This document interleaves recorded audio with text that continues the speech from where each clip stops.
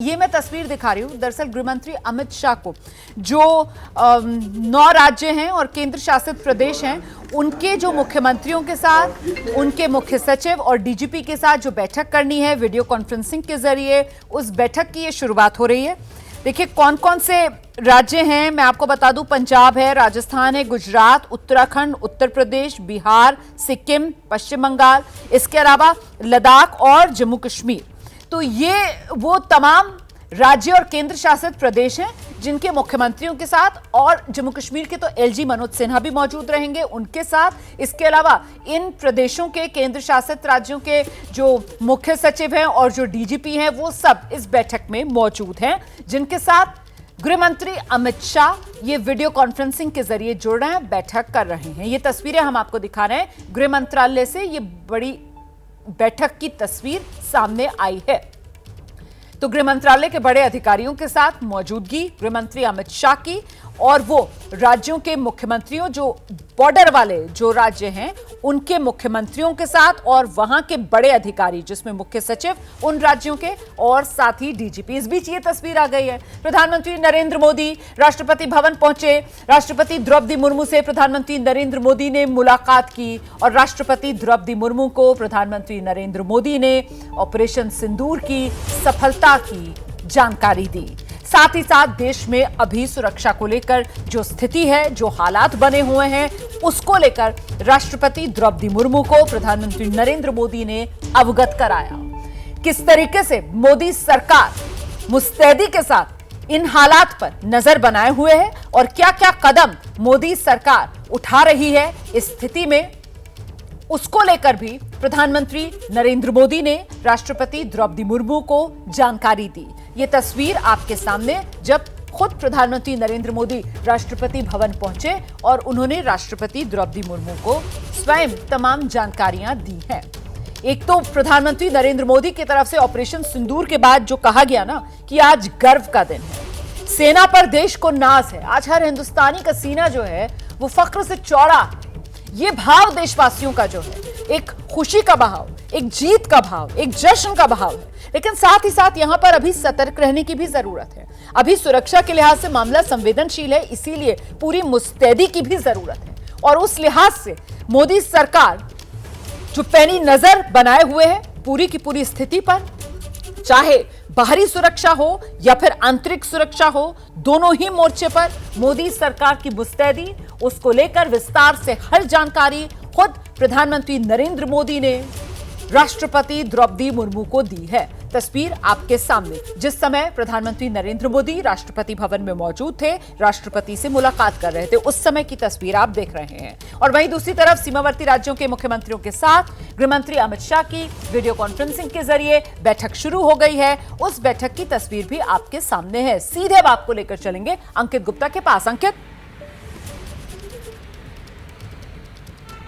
जी बिल्कुल रोमाना, अभी आप जिस बात का जिक्र कर रहे थे, ये कौन से राज्य हैं? ये वो राज्य हैं जो कि सीमावर्ती हैं, जो आपने अभी कहा, यानी कि जो वो राज्य जिनकी सीमा या तो पाकिस्तान से या नेपाल से या बांग्लादेश से लगती हुई है। और इसी वजह से जो ये लिस्ट है राज्यों की या केंद्र शासित प्रदेशों की, उसमें जम्मू कश्मीर है, उसके अलावा पंजाब, राजस्थान। पंजाब की सीमा हमको पता है कि वहां पर जो है लगती है पाकिस्तान से, उसके अलावा राजस्थान की सीमा लगती है, गुजरात की सीमा वो जो एक कोस्टल एरिया है वो आता है, वो भी जो पाकिस्तान से सटता जाकर के, उत्तराखंड जो कि नेपाल से सटता है, उत्तर प्रदेश जो कि नेपाल से सटा हुआ है, बिहार जो कि नेपाल से सटा हुआ है, सिक्किम, वेस्ट बंगाल और लद्दाख जो कि जो बांग्लादेश से जो है, बांग्लादेश और लद्दाख जो कि एक तरह से आपका जो है चीन से सटा हुआ इलाका है। तो ये वो जो तमाम एरियाज हैं जिनके जो है मुख्यमंत्री, उसके साथ में चीफ सेक्रेटरी के साथ में ये बैठक हो रही है। और मकसद साफ है, मकसद ये है कि अब जबकि हमारी सेना ने पाकिस्तान में जो स्ट्राइक की है, आतंकियों के ठिकानों पर स्ट्राइक की है, उसके बाद में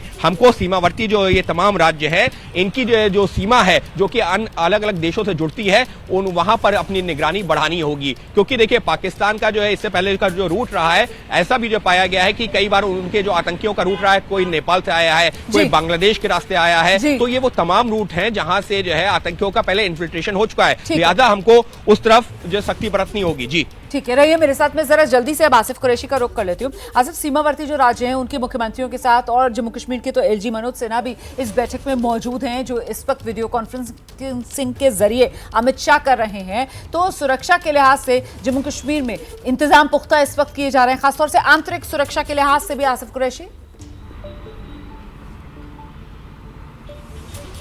बिल्कुल रोमाना, देखिए अगर पूरे देश में देखें, जम्मू कश्मीर ऐसे एकमात्र राज्य होगा, एकमात्र केंद्र शासित प्रदेश होगा जहां पे सुरक्षा बलों की प्रेजेंस बहुत ज़्यादा है और बड़ी संख्या में यहां पर जो सुरक्षा कर्मी जो हैं वो तैनात हैं, चाहे वो सेना के हो, अर्धसैनिक बलों के हो या अन्य केंद्रीय बलों के हो। लेकिन जो आज की मीटिंग जो अभी गृह मंत्री ले रहे हैं उसमें प्रमुख बात जो है वो देखने वाली है कि इसमें उन राज्यों के मुख्यमंत्री या गृह सचिवों या डीजीपी के साथ बातचीत हो रही है जो देश भारत के प्रति अपनी दुश्मनी आ चुके हैं। पाकिस्तान के साथ जैसे जब ये तनातनी चल रही थी पहलगाम हमले के बाद, तो बांग्लादेश और चीन की तरफ से जो बयान आए थे उसमें कहीं ना कहीं पाकिस्तान का समर्थन और भारत की नीति का विरोध हो रहा था। तो इसीलिए जो आज बैठक हो रही है गृह मंत्री की, उसमें बांग्लादेश और चीन के साथ लगने वाले प्रदेशों और यूनियन टेरिटरीज के मुख्यमंत्रियों के साथ साथ पाकिस्तान से लगने वाली राज्यों के मुख्यमंत्रियों के साथ बैठक हो रही है। यानी कहीं ना कहीं अंदेशा जो है वो अभी भी इस बाबत बना हुआ है कि पाकिस्तान की तरफ से एक स्ट्राइक हो सकता है, क्योंकि जिस तरीके से भारतीय वायुसेना ने पाकिस्तान को हिट किया है, पाकिस्तान के अंदर जाकर 9 ठिकानों को नष्ट किया है और वहाँ पर बड़ी संख्या में जो जैश हो, लश्कर हो या हिजबुल मुजाहिदीन से जुड़े लोग हो उनको निशाना बनाया है। तो कहीं ना कहीं उनके ईगो को एक चोट लगी है, जिसका जवाब तो वो देने की कोशिश करेंगे। लगातार आज सुबह से 7 घंटे तक तोप और मोर्टार से सरहद के 700 किलोमीटर लंबी एलओसी पर भारतीय सिविलियंस और सेना को निशाना बनाया गया। लेकिन कहीं ना कहीं जो टीस रही है वो उसका अंदेशा ये है कि हो सकता है कि इस बार चीन की मदद से भी जो है भारतीय सेना को निशाना बनाने की कोशिश हो और कहीं ना कहीं जो फ्रंट है वो बढ़ाने की भी कोशिश हो सकती है, उसको करगिल और द्रास पर या सियाचिन तक ले जाने की भी कोशिश हो, या फिर पंजाब, राजस्थान या गुजरात तक भी बढ़ाने की कोशिश हो पाकिस्तानी सेना की तरफ से।